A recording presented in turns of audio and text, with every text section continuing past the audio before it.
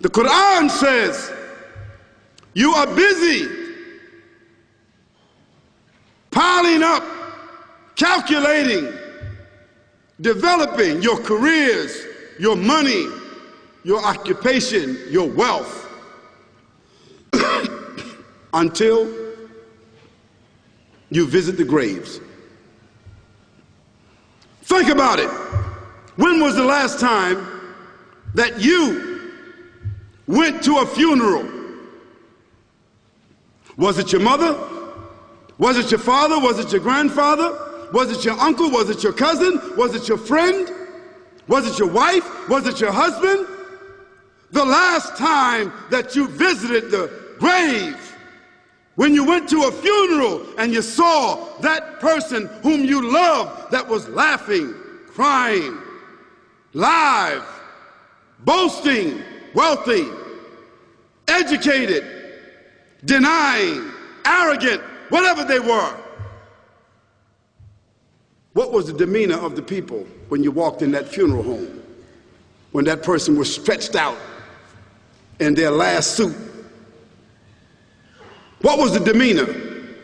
Were the people cracking jokes? Were they dancing? Were they clapping and singing songs?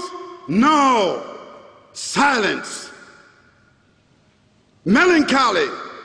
Trauma. Why? Because every person that walked in that room, seeing that person stretched out, the first thing they thought about was not the person. The first thing they thought about was that one day this will be me. So Allah said, Alhaakumut takathur. All of us, all of you are engaged in running your mouths, doing your business, multiplying, buying houses, cars, business, whatever you're doing. And when you're told about God, religion, life, morality, you're saying, look, I ain't got no time for that. I got no time for that. I don't want to hear that. I don't even believe in God. Matter of fact, I don't even know if I'm going to die, and if I do, maybe I'm coming back again. As a matter of fact, science is so sophisticated that I think really that they're on the verge of being able to solve the whole thing of death soon. We ain't got to die. If we got enough money, we don't even have to die. See how arrogant people can be until they visit the funeral house. And then after you go to the funeral house, if you got the guts, if you're able to do so, you go to the grave. And now this is another scenario. And you say to yourself, is that it? I mean, 50, 60 years, scraping, struggling, scheming, lying, stealing, fornicating, jumping up and down, begging, working, and this is the end of it? I mean, is this what's going to happen to me? Are they going to be dropping me into a hole in the ground? A hole in the ground, the same hole that a cat digs after it defecates. Just a little deeper.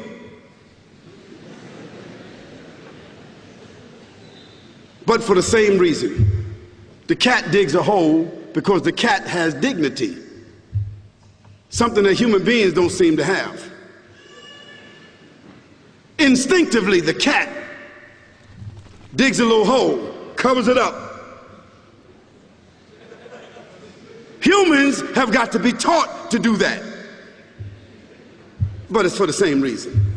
So you and I, we're going into a hole a little deeper than the one the cat dug.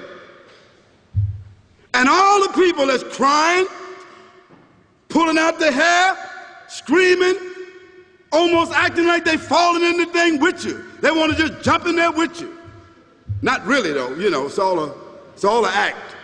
Because ain't nobody really going to jump in there and stay in there. They don't love you that much.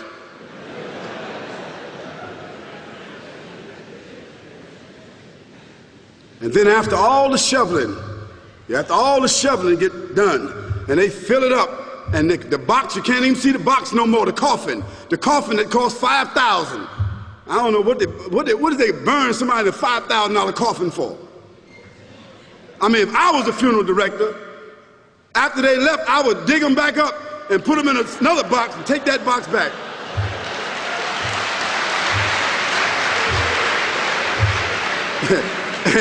and honestly, I'm telling you, that's what they do. Yeah.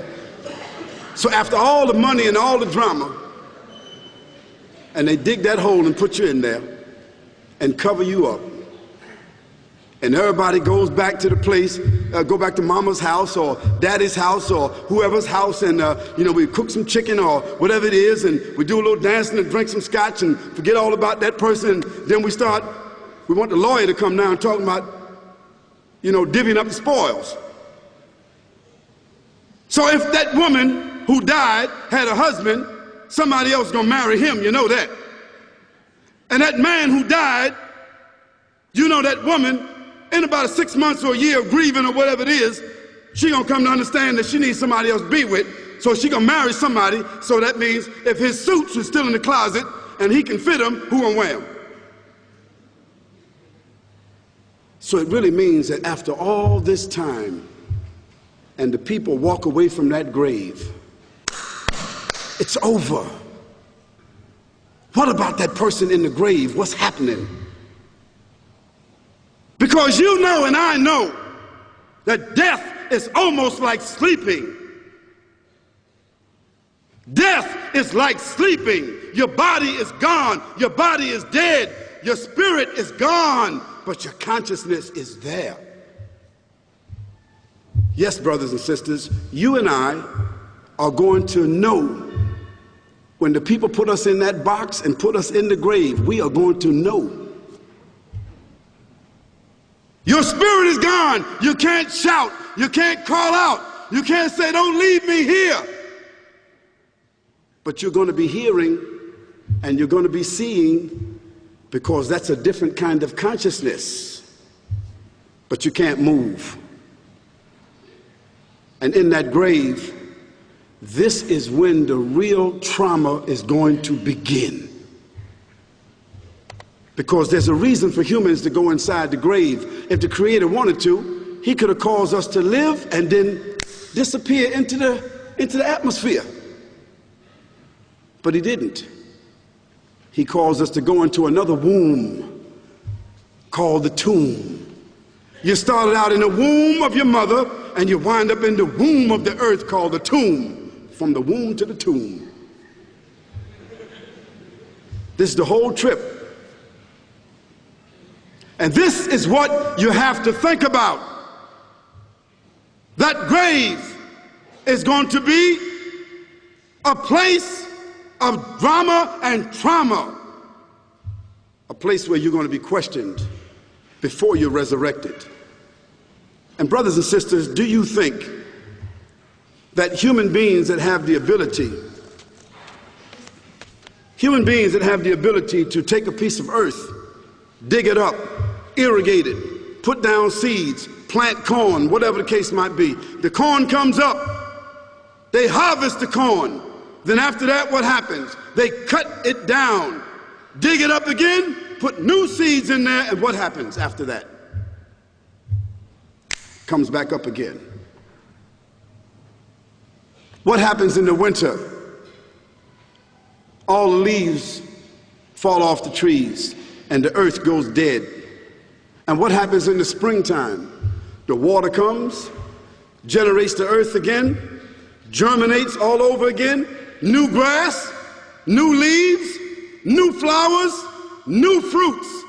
So Allah says, and a sign for them is the dead earth. After that, we give it life. And then you eat the fruits from that. So Allah says, the one who gave you life in the beginning, is he not able to give you life all over again in order to judge you? Yes, certainly. You may want to deny it because you don't want to be judged.